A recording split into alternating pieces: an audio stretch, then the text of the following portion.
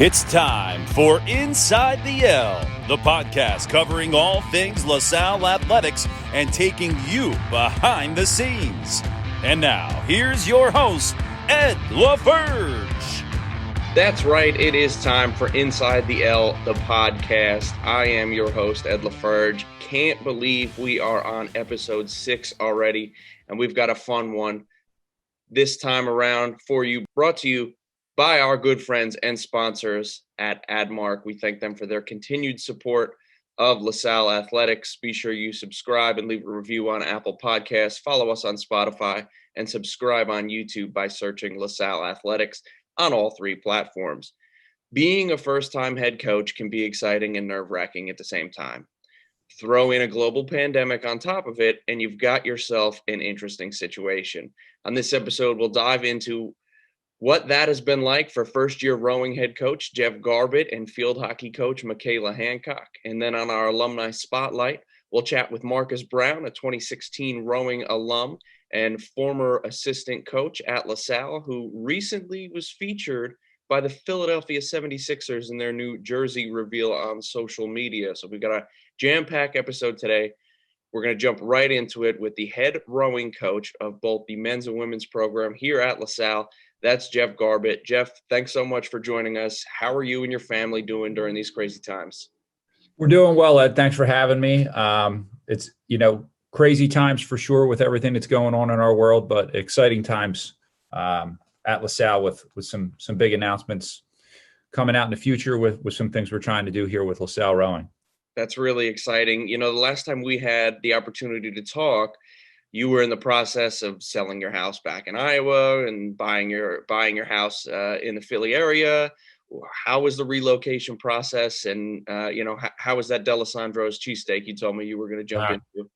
Well, the process, I will say, went pretty smoothly. I was very fortunate to have good family friends that helped us out in the beginning, allowing us to have some lodging at one of their places, the Tatey family, a big rowing family here in Philadelphia. So they can't thank them enough for helping us out. But my wife and I, we've finally found a home and moved in, and we're busy doing all of those Bob Vila fixer-upper things right now in the house. So we're full-fledged in the house and living out here in Delco. Very exciting. Tell our listeners a little bit about your journey to landing your first collegiate head coaching job here at LaSalle.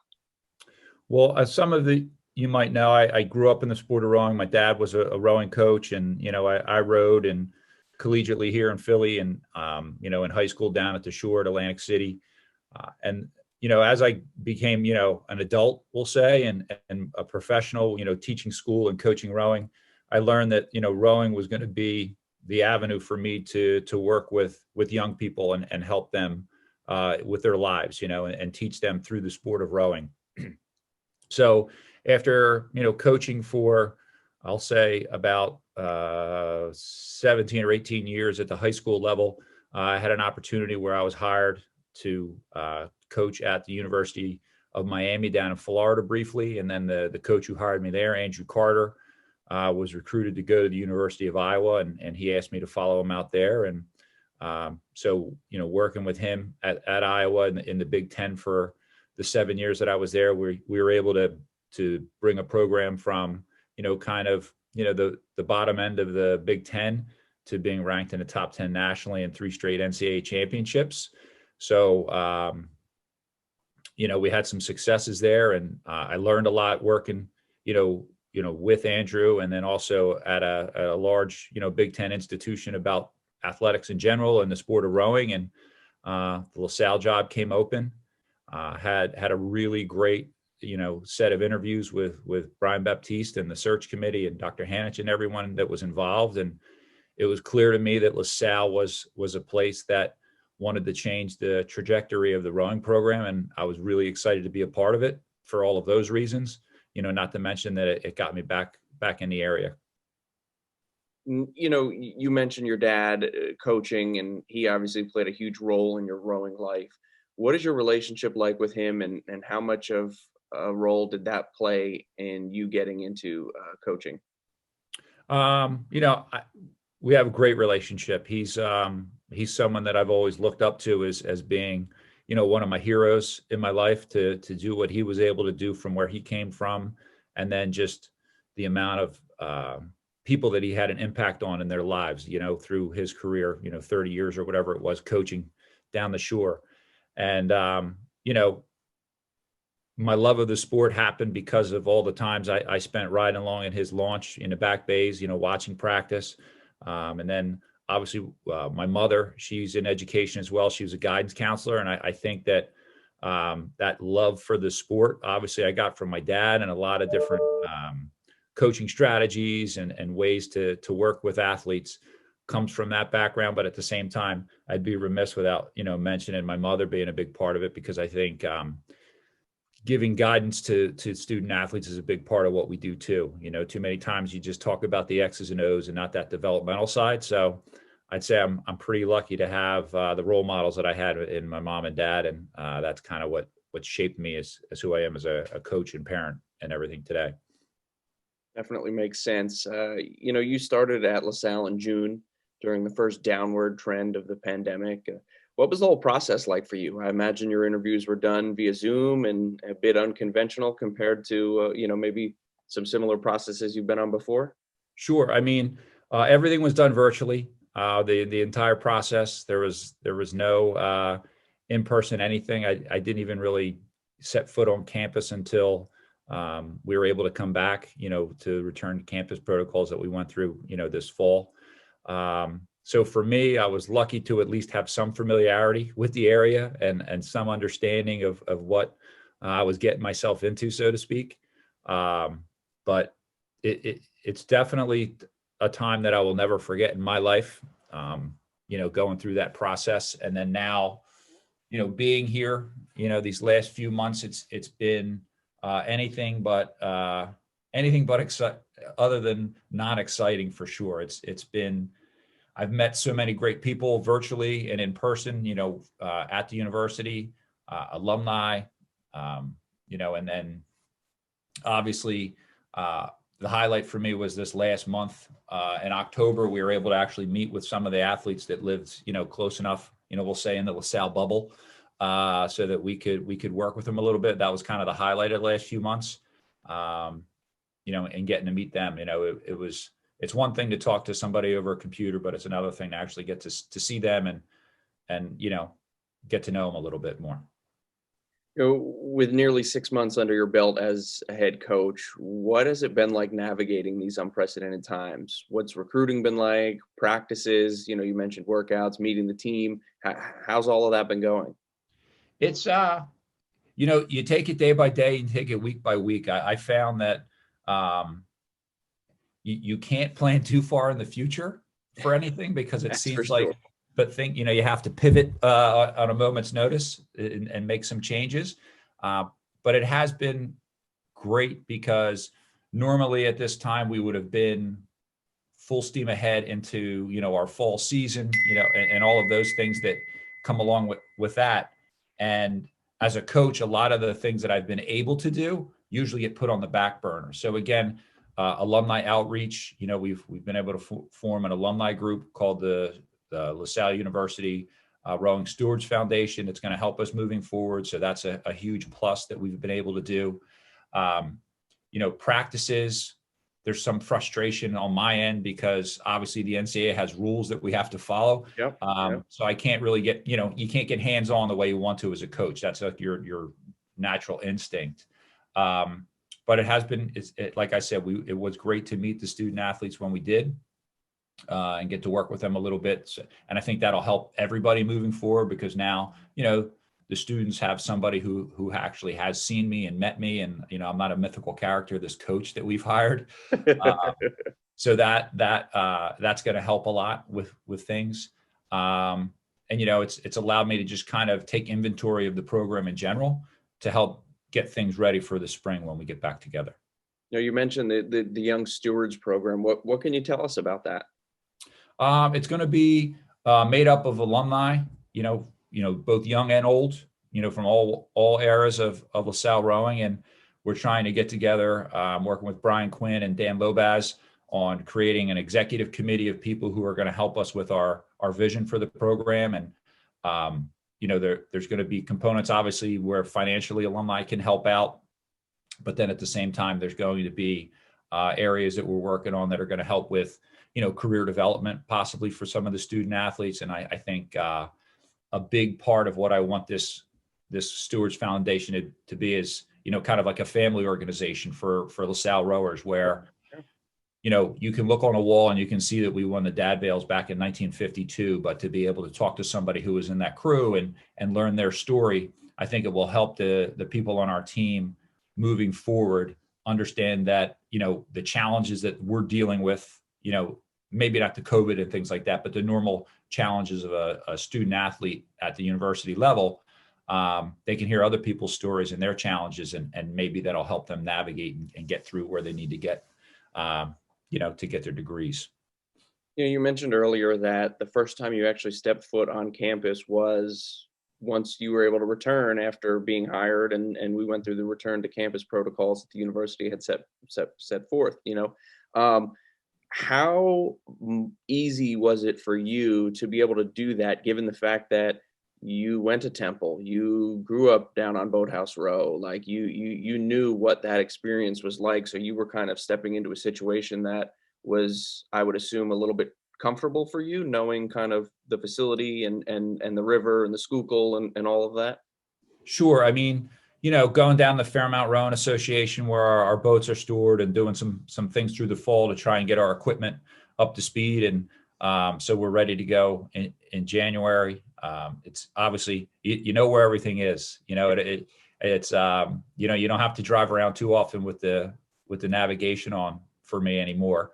So it was great to get back to the city and see people that I knew, and see the river and the skyline and all of those things, which, you take for granted when you're here and you're a part of it. But like little things, when my wife and I would be sitting out in Iowa watching an Eagles game, and they would, show the different, shots of the city, like just that sense of nostalgia you get. But it's great to be able to, drive back every day, up City Line or down City Line and up Roosevelt Boulevard, and like look off to the right and see the city there, in person. So, it's great to be back and have familiar surroundings. I'm reminded, how great our campus is at LaSalle. There's numerous times I talked to my, our assistant, Bryant Reefschneider, when we'd be at practices, like when you're on LaSalle's campus, like you tend to forget that you're in Philly, right? Like it's so it was quiet and peaceful when we were out there with the athletes this fall. So it's great to be here and see what we have to offer the young people that come here. And Jeff, your son is a track and field student athlete at Marquette. How has his experience been navigating the pandemic with school and athletics? How's he doing? Yeah, he's doing pretty well with it. I think all things totaled. I think that it is challenging. We talk to him as regularly as your 21-year-old son will want to talk to his mom and dad these days. And we talk about trying to make sure he's making smart, healthy decisions. He goes to school out in Wisconsin, where they're having some major issues out there right now with COVID and things like that. And our son, he had COVID through the summer, and it was thank goodness it was the mild version. But we've dealt a lot with his return to running protocols, because if he had COVID, he had to go through different medical procedures and things like that. And thank God he's doing well, and he's actually on his way home here today. So we're excited to see him. It's been a while, and unfortunately, it doesn't sound like he'll have a winter track season, but he'll be home gearing up, trying to get ready for the spring like everybody else. Well, we're glad to hear that he's doing okay and much better now, and thank God that like you said, he did only get the mild version of the virus. But Coach, we're going to jump into our Fast Five now. It's our rapid fire type questions. You kind of give me your thought that comes to your mind. You were in quarantine. Certainly it was a little different for you having to move and transition jobs, but what was your go-to show on Netflix or Hulu or whatever your kind of streaming service is? Netflix. My wife and I, we got really into Peaky Blinders. And, we watched that religiously, like nightly. We burned through the 5 seasons of that really quickly. And that was, I would say, probably one of our favorite shows. I'll have to add that to my list. That's the first time I've heard of that one. What, if you were to have to go into quarantine again, what are your must-have quarantine items? Cool. I need to have some way to work out to kind of break stress. But I think the one thing that my wife and I could not do without is potato chips. We have this one brand of potato chips that are made with avocado oil, which are like our favorite chips. And I'm going to say that, we had those 5-6 days a week where we called it chip o'clock, where we just break out a bag of potato chips and just kind of snack. So potato chips. There you go. That I like that answer. If you could go back to your sophomore, junior year of high school and be offered a full scholarship for any sport other than rowing, what would that be and why? I would say basketball. It's a sport that I love, but I am not very good at. I think I'm good at it, but I'm not that good at it. I love the game. I think it's fascinating as a coach, to watch, not just as a fan, but as a coach to watch, because there are so many different ways that you can win a basketball game. And I love to kind of see different types of athletes work together, like in different systems. And it's, to me, that's the sport. It would be basketball. We'll have to dial up Coach Ash or Coach Mountain and get you out at a practice and see what you can do. Cool. I don't know if I want to do that to their sport. They might not be able to look directly at me playing. It might hurt their eyes. Who is your favorite athlete of all time and why?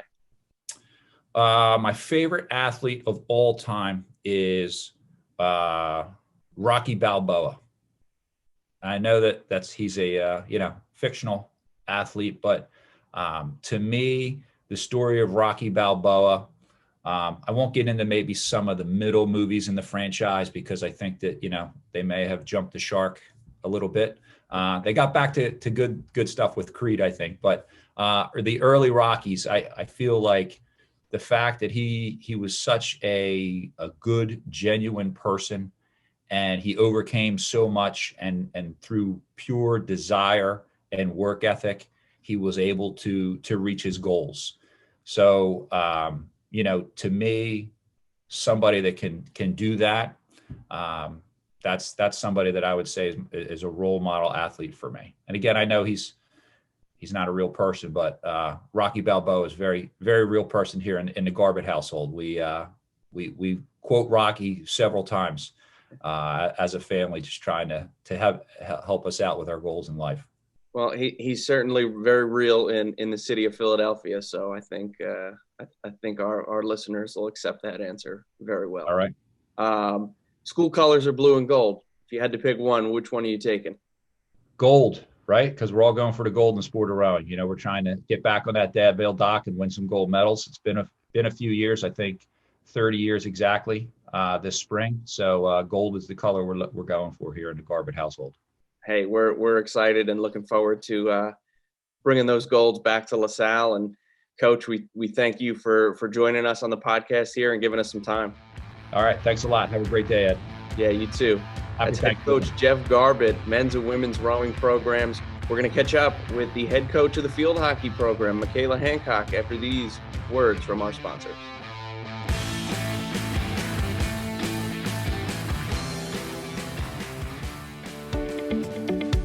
Sports are back, and at Lasalle, they truly are something special. And boy, come game day, we take it to the next level.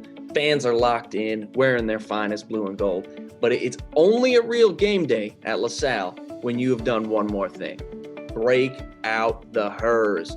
Dial up the crunch with Hers Pub Pretzels. Going for the snack win doesn't get easier or tastier. You break out the crunchy dip receiver with Hers Ridge chips.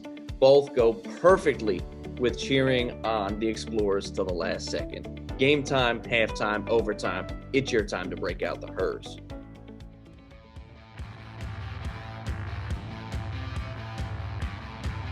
And we're back. Thanks to our sponsors for those kind words.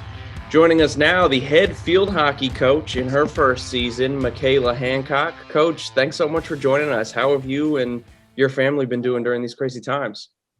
Yeah. Hi, Ed. Thanks for having me. Family's doing well. I'm doing well. Obviously, like you said, crazy times. Yeah. But everyone's healthy and, everyone's work situations are different, but everyone's doing really well. Healthy and employed is what I tell everyone every time they ask how I'm doing. Yes, absolutely. That's if I've got those two things, then I'm in good shape. Yeah. Let's talk a little bit about your journey leading up to Lasalle. You've had a few stops along the way. Tell us about, how you've gotten to where you are today. Yeah. So I started coaching literally right when I finished playing. So, I went to college in Rhode Island at Bryant University, and my head coach kind of let me coach in the spring of my senior year, like help out the team in that way. I found myself staying in Rhode Island and just going down the street to Providence College, a Big East school, and coaching and getting my master's there. And some of the best mentors and coaches I've had. When I first got was getting my master's there, I wanted to be, a counselor. That's what I got my master's in, was counseling. I kind of caught the bug a little bit, right? The coaching bug, and was grateful to go up to Boston after that, to another great school with a really big hockey legacy, and worked under a lot of really great coaches. And then, kind of just working my way up the ladder of, that coaching ranks, and, LaSalle kind of opened up, and I really enjoyed the underdog feeling when I, was first brought onto campus, that not only the hockey team had, but, the whole athletic department, and, my playing experience was the same way. So I kind of wanted to get back to that, and I knew I could help here. So, it was my first time living and moving out of New England. So it was a really big change for me, but obviously I'm still here, and I've really enjoyed it. So it sounds like it was, when you were in grad school, that you really knew you wanted to get into coaching as a career. And was there any point that, like, you had aspirations prior to that, or was that really the defining moment for you? I think I was always a coach, even as a player. That was kind of my kind of niche. I coached club throughout college. I was always leading in that kind of way, that coaching way. So I knew it was something that I enjoyed, but, you don't really know if you'll like it until you get into it. Right. So that's kind of, I used my, graduate school experiences. Do I want to do this? I'm not really sure. And like I said, I had great mentors and people that I worked with, not just on the hockey side of things, but, at Providence College, they were amazing on all the coaches. I'm still in contact with a lot of them today. So absolutely, that was kind of where I caught the bug. It wasn't until after I graduated from my undergrad, for sure. Before being elevated to your current position back in April, you served as the interim head coach and oversaw all facets of the program. How much did that prepare you to take on this position indefinitely? It definitely helped a lot. I learned a lot from the other head coaches during that time in administration that were here. I leaned on a lot of them. Coach Ash Howard, I feel like I was texting him or calling him almost every week, as well as other coaches as well. We have a lot of first-time head coaches here. So I think that was something that I quickly realized. Everyone, not at that time, the same time as me, but everyone had gone through this almost similar aspects as far as, what do I do? Do I know what to do? And so that really helped me a lot. Obviously with the team, it wasn't, I had already been there, so it wasn't too big of a change, but just different responsibilities, administration stuff that, I hadn't really dealt with, but definitely leaned on a lot of people, a lot of coaches, a lot of administration to help me during that time. But yes, the interim time absolutely helped for sure. And so what it sounds like I'm hearing is there was very much a family type atmosphere for you at Lasalle. Would you say that that's accurate? Oh yeah, absolutely. I mean, and that's one of the biggest reasons I came here. Everyone has each other's backs and is always just a phone call away. And obviously at that time in April, it couldn't be in person, which is what I would have loved. But, I was always texting or calling somebody, and I always got the feeling, you're not a bother, always asks type of attitude. So it definitely was a lot of help. What has it been like navigating your first year as a head coach during the pandemic? What has recruiting been like, practices, everything that's gone into it? Well, when I first started coaching and, figuring out, I can make a career out of this, and, you get the dreams of, working your way up and eventually becoming a head coach. This definitely is not how I, pictured or dreamed my first year as a head coach would look like. Recruiting, it's been tough, right? So a lot of videos, a lot of Zoom calls, really just trying to stay patient and as active in the prospective student athletes' lives as possible. And as much as they want and need us to be, right? So they already know their process is different than most, but that doesn't necessarily mean it has to be less than most. So big shout out to my staff for being, super creative and finding ways to, day in and day out to kind of interact with, our future explorers. But, practices, we weren't practicing for, the longest time, and we never actually got our full team on campus.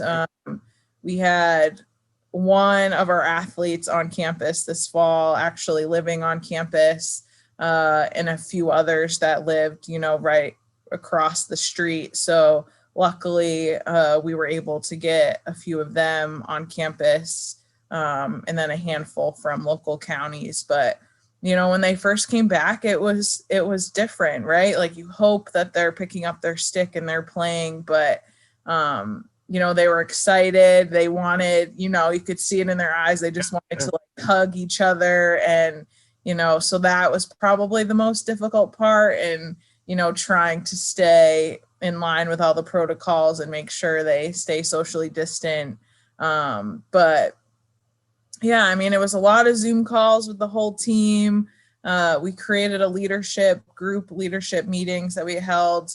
We got a lot of alumni back on our calls with the team, which was awesome. We invited some staff to our meetings. So I really tried to make it, make sure they were thinking about hockey, but also, other things that we wouldn't normally have been able to do as far as our meetings and meeting other people, especially in our fall season. So, we did the best we could, but it was definitely different. And, but the team was great, and they're hanging in there for sure. Yeah, no, I think it's different is a really good word you could use to describe it.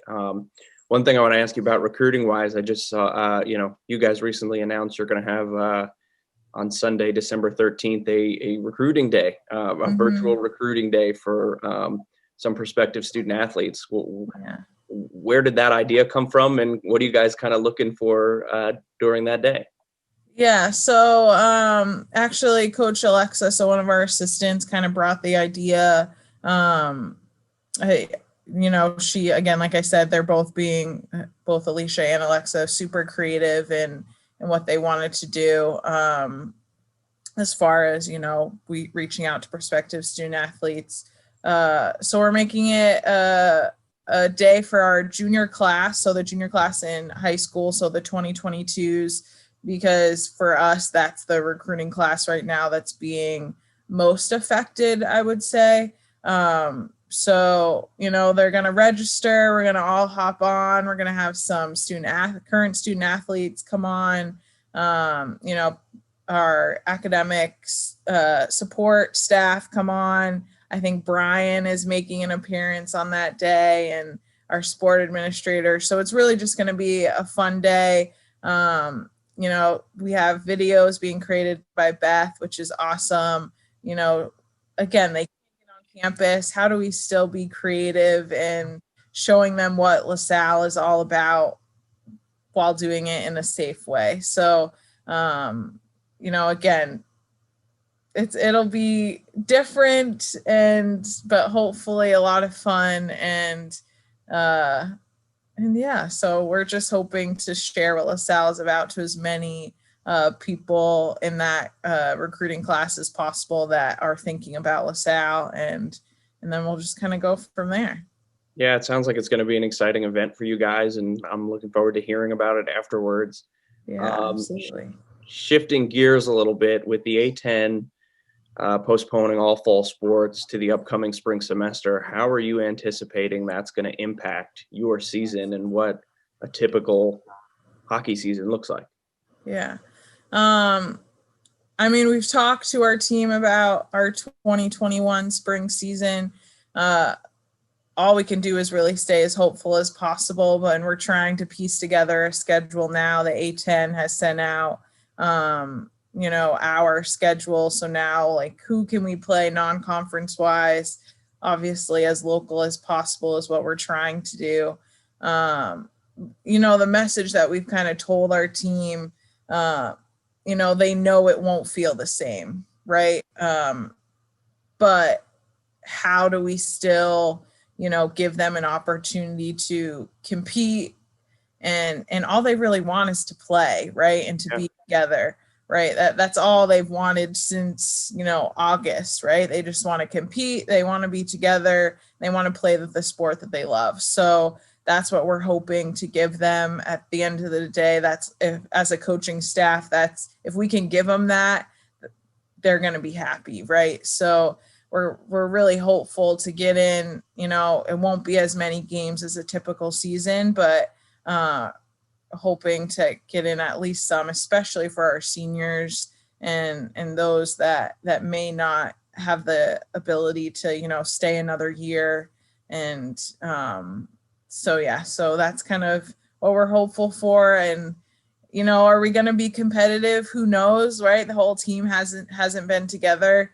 We're hoping they're playing hockey as much as they can right now, but we're going to do the best that we can, and again, just try and make it as fun and be grateful for each other and to be able to play the sport. So yeah, when we had spoken to head women's soccer coach Paul Royal earlier in another episode, he was saying that the transition from fall to spring is going to play a significant role just in the matter of weather and timing. Do you anticipate that being a struggle for your team as well?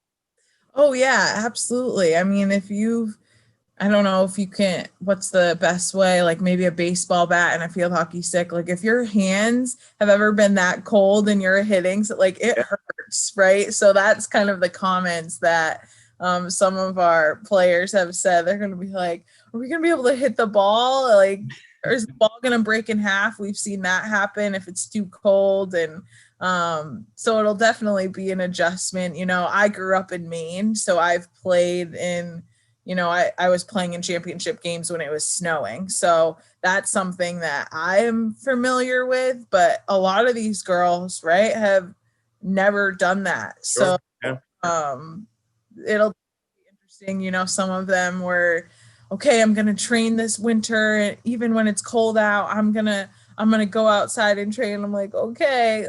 It just, they're excited for it because they just want to play, but it'll be very different. And we'll try to make the most of it. And it'll be cold. I don't know how, like lacrosse, I'm gonna have to figure out, like, as far as coaches, you know, do they wear boots? I don't know. Like, I've never had to wear coaching. Like, I don't really know, but again, we'll just figure it out day by day. Yeah. I think you guys definitely have the right mindset, and, you know, hey, the kids want to compete, they want to play, and, you know, we'll see how that kind of transitions, and hopefully we can get the season up and running. Yeah. I want to follow up on, you know, the A-10 postponing sports, from fall sports specifically. What was that conversation like with your team when, you know, you were made aware that that's what the league was doing? And, you know, I imagine it was a Zoom call, and, you know, how did that, you know, kind of what was your message to the team, and kind of how did they, you know, perceive that message? Yeah. I mean, it was hard, right? You know, as a coaching staff, we tried to stay as hopeful and as positive as possible for as long as we could. But, you know, kind of the message originally when we were first, you know, telling them is, you know, feel all the feelings, right? And that's kind of something I've said to the whole team throughout this whole time. And, you know, I'd be lying if I said we didn't have tears coming from not only the student athletes, but from the coaching staff multiple times throughout the semester, right? Like, it, you know, the simple sentence, it was hard, like, kind of tells everything, right? So we had to have a lot of really uncomfortable, hard, tear-jerking conversations the past few months, that being one of the first ones, right? So more than I've ever had to as a coach, right, in the past 3-4 months. So, you know, I'm thankful that we have, like, a really strong leadership group, and we have a team that loves each other and that builds each other up, because they needed that, especially after, you know, that first Zoom call, you know, the A-10 postponing our season. You know, that's not something that a message that I ever wanted to give. But, you know, like I said, a very strong leadership group and they hung together and, you know, checked in on each other all semester. You know, we didn't go a week without seeing them or talking to them as a group, and sometimes multiple times a week. And that's what they needed. So that's what we gave them. And, but yeah, it was hard is the most simple sentence for that conversation. But that's how you could describe a lot of the conversations we've had to have this semester, right? Not just about Certainly hockey, but about the world. So absolutely. Certainly. Having your master's degree in counseling, does that help you in being a head coach and having some of these difficult conversations that you've had to have? Absolutely. I joke that I probably do more counseling than coaching, honestly. Sometimes I feel like this year for sure. Right. Especially this year, and, you know, leading a group of women. Right. So, you know, there's issues all the time on multiple of different topics, but yeah, absolutely. And that's one of the reasons why I think I'm good in this profession, is because not only I have that education, but I feel like all coaches need to have some sort of background in, you know, counseling and you know, it's all like speaking and listening and understanding. And so yeah, absolutely. I think that it's helped me a lot.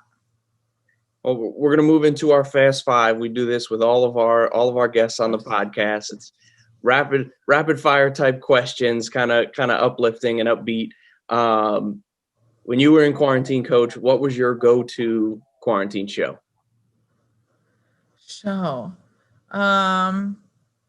Well, I don't really watch a lot of TV, actually, believe it or not. And even when I had the time, it's not something that I really did. I did watch The Last Dance, like, documentary. That was probably one of my highlights of quarantine and the pandemic. And then immediately when sports came back on, I don't really typically watch baseball, but it was on TV. It was on my TV. Sports on TV, you'll take it. When basketball came on and the basketball was on all day long, that was always on my TV. So that's probably what I was watching mostly. If you were to have to go back into quarantine again, what would your must-have quarantine items be? Probably, and if my team listens to this, they're gonna like laugh and think I'm a nerd, but probably my dumbbells and my jump rope.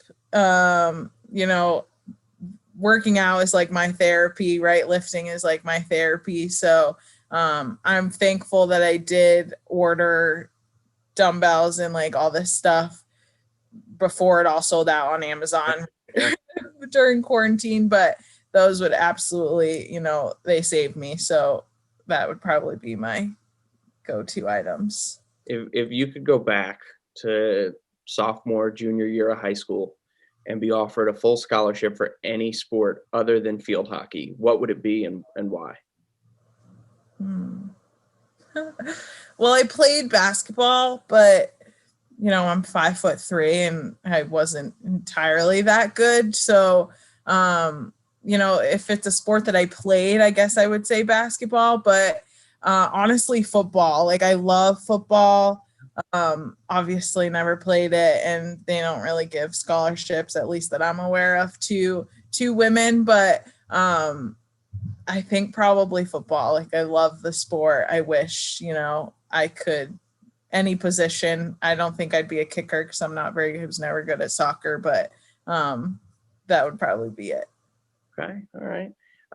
Who is your favorite athlete of all time and why? Oh, easy. Kobe Bryant, for sure. Without question. Again, my team's probably going to be like, we could have guessed that too. His loyalty, his drive, the way he valued family, taking care of those that couldn't take care of themselves. I cried when talking to my team because it was right before they kind of left campus for quarantine when he died, and I cried about it, and they probably thought I was like the strangest person because it's wild how the death of, someone you've never met before can affect you the way that it did. Mm-hmm. But, R.I.P. Kobe, he was great, but that's absolutely my favorite athlete. Mamba mentality for sure. Yeah. School colors are blue and gold. If you had to pick one, which one are you taking? Oh, blue for sure. Blue. All right. The gold doesn't look great with this hair color, so I prefer the blue for sure. It's funny because I don't give any context as to what I mean when I say pick blue or gold, and I've noted like there's been a handful of folks that have taken it as, oh, I'm wearing this color, that's what I'm going with, and there's others that have taken it in a different. So, for example, Jeff, when we just talked to Jeff was like, oh, well, gold, like I want to win gold medals, like that's what we're trying to do on the river. Uh-huh. So it's just interesting to see the perspective that each person takes. Absolutely. Coach, we thank you so much for giving us some time and joining us here on the podcast. Thank you so much for having me. That's head coach MaKayla Hancock, her first season at the helm of the field hockey program here at Lasalle University. We're going to jump to our Alumni Spotlight in just a few moments. It's going to be Marqus Brown. He's a 2016 rowing alum, recently featured in a social media video by the Philadelphia 76ers. Stay tuned for that. We'll be back.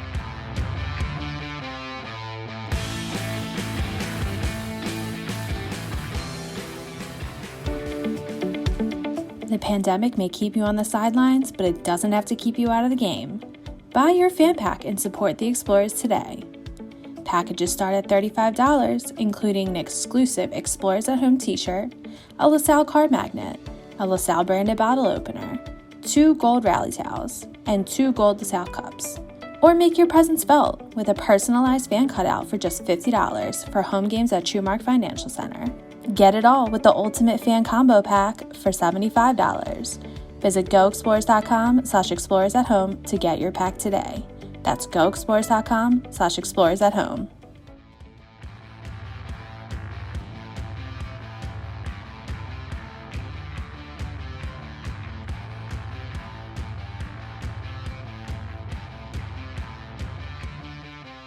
All right, we're back, and it's time for our Alumni Spotlight. And joining us, Marqus Brown, a 2016 rowing alumni with a degree in marketing.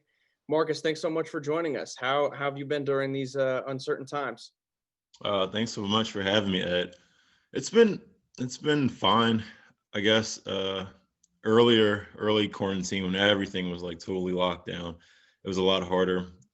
But now I'm back to training, working a little bit more, coaching. So it's been a new adjustment, but it hasn't been as bad as it was.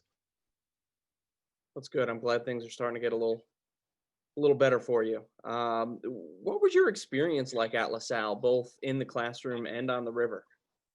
So I loved LaSalle in academics, just because I graduated from a very small school. Our graduating class was, I think, either 53 or 54. And I remember the teachers were saying, wow, this was a big class this year. So being in LaSalle, where I think I only had maybe 1 or 2 lectures, every other class was maybe 20 max. It was really, really nice. And I'm still pretty tight with a few professors that I had, years ago. So I love the academics. As far as on the athletic side, it was really challenging. The reason because a lot of the Philly schools, everyone was getting a lot faster, and I think LaSalle, we were just a little bit late to get to really sharpen up. But I enjoyed every moment of it. No regrets here. How much of an impact has LaSalle had on your life and, certainly your career so far? Oh, man. So it's funny you say that because I guess I went to first time at LaSalle, my freshman year was fall of 2012. And I have been on campus at least 10 plus times every year since then, even after graduation, these last 4 years. It's been, like I said, those connections with the students, with my peers and with professors, and even when I coached there as well, became colleagues. I wouldn't change it. I wouldn't trade it for the world. So it's been really, really impactful for me. And I love what the school and the new president is doing now. It just makes me more proud to be a LaSallian. Definitely exciting things happening at 20th and Olney, and we're excited for what the future has to hold for us. And speaking of the future, let's talk about the future of the rowing program. Have you had a chance to meet new head coach Jeff Garbutt? And if so, what was that like? Yeah, so I actually had the pleasure, just through Zoom, but I had the pleasure of speaking with him at least 2 or 3 times, and then maybe 1 phone call. And I really like what he's bringing to the program. One thing I really like what he said, he was like, I'm an educator first, and I just want everyone to experience the beauty of the sport. And I'm a big rowing nerd. So if anyone, doesn't matter what school, if I see you on the river, you can always come and talk rowing to me.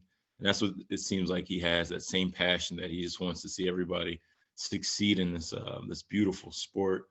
Another thing that I like that he has reached out to the alumni from the years prior to really help the future generation. And I'm all for that. Like if I'm not the most financially stable right now, I would say, not swimming in the money, but I can always offer volunteer hours, and I always love giving back. And it seems like he's made that a very big focal point for this program.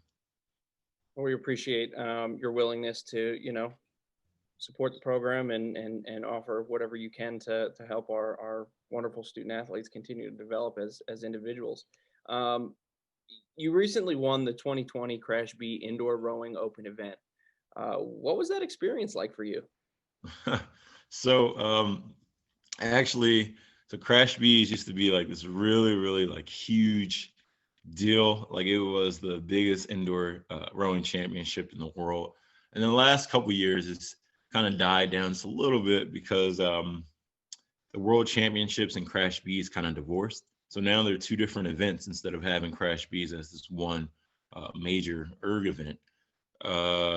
So I guess leading up to it, I was down in Florida and with my club right now at Penn AC, we're trying to make the quad to qualify for Tokyo. So it was 12 guys, and I got cut in the first 4. So I came back to Philly, and my friend Gabby, she's a Temple alum. She was like, "Oh, I'm gonna go up and do Crash Bees." And I was like, you know what? Maybe I can win it. You know, it was like an Olympic year. Like I said, it wasn't as competitive. You know, I don't want to take away from myself, but just speaking truthfully. And I went up there. We drove up there, and it was really fun, man. It never feels good. The erg pieces, especially 2Ks, but man, that thing hurt so bad because it was just dry air. In Boston University's, I think it was their indoor track and field stadium. So it was just this dry air, and I was probably dry heaving for about hour and a half to 2 hours after. And then I went back in that cold Boston air because I think it was March 1st, and I got sick like instantly. So it was a really, really fun event.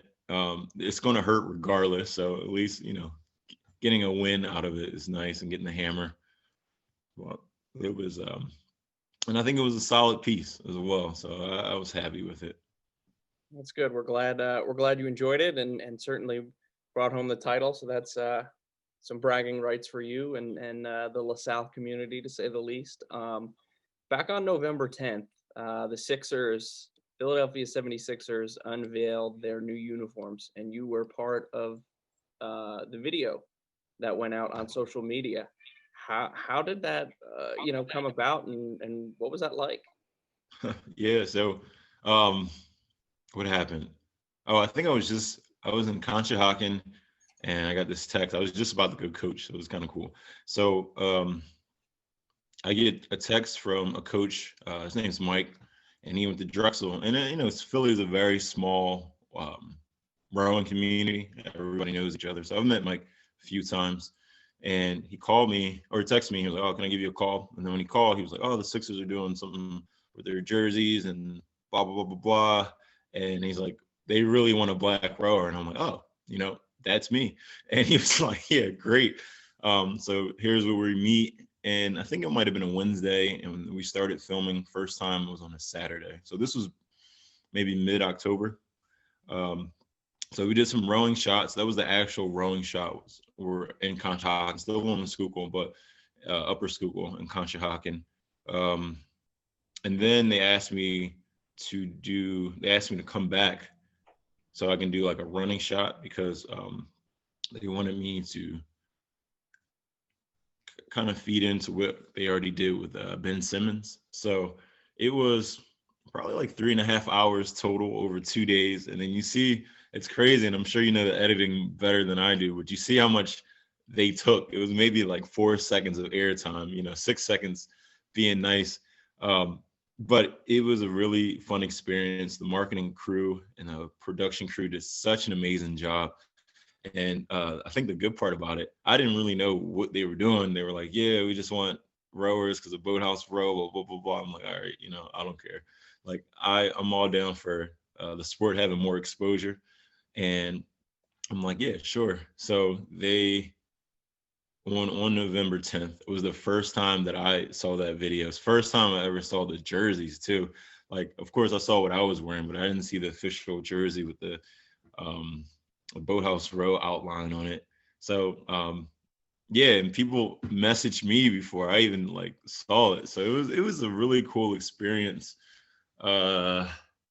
Yeah, and again, like I said, I'm a rowing nerd, so anytime we can highlight the sport, I'm all for it. What was your initial reaction? Like, you're saying you're having people message you before you even saw the video that went out on social. Like, what was your reaction when you actually saw it? Oh man, so yeah, people were like, "Yo, what the heck? Why didn't you tell me you were in this?" And I was like, honestly, they told me it was gonna come out on November 10th. And then I think the last day we recorded was November 2nd. So it was like, I was excited about it, but then I kind of like forgot about it as well. But I did see the teaser videos like the days before. So that was like really cool. And then when I saw it, I was like, oh, like that's me. And I just love how they brought everything together, because I was on the I guess inside, I would say, like I knew it was coming. Mhm. And I'm sorry, I just put air quotes, guys, and you can't see air quotes on the podcast, but so I was on the inside, but I didn't know the full story, so people were like, whoa, you're in it, but I was like, whoa, look at these jerseys, like it all makes sense now. And yeah, again, like I loved what they did, because I didn't know how they were gonna slice it and put it in there. That's awesome. Certainly sounds like an awesome experience to be a part of, and it was certainly cool for me. Like when I saw it, and you graduated from Lasalle before I had started working at Lasalle, and when I had a colleague send it to me and be like, "Oh, this is one of our rowing alumni," I was like, "Wait, what?" I was like, "That's so cool. That's awesome." So definitely, there was some chatter back at 20 and only about your cameo in the video. So. That was definitely cool. But Marqus, thanks so much for giving us some time and joining the podcast. Oh, no problem. Thanks for having me again. Anything I can do for the sport rowing, for my alma mater, I'm always down. We appreciate you. That was Marqus Brown, a 2016 alum with a marketing degree. Was a rower here at Lasalle University. And what an awesome experience that was to hear from Marqus and about his journey and the impact of Lasalle on him, and cool little Philly twist at the end, and the 76ers and what they're doing. That's going to do it for our episode here this go around. We appreciate everybody tuning in. Make sure you go ahead and like and subscribe on YouTube, Apple Podcasts, Spotify. All you have to do is search LaSalle Athletics. You'll find us there. We appreciate our sponsors of the episode and good friends at AdMark for their continued support of LaSalle Athletics. I'm your host, Ed LeFurge. We will catch you next time, and we want to say a very happy holiday season to everybody, and we will be out with a new episode very soon. Thanks for listening to Inside the L, the podcast. Go Explorers!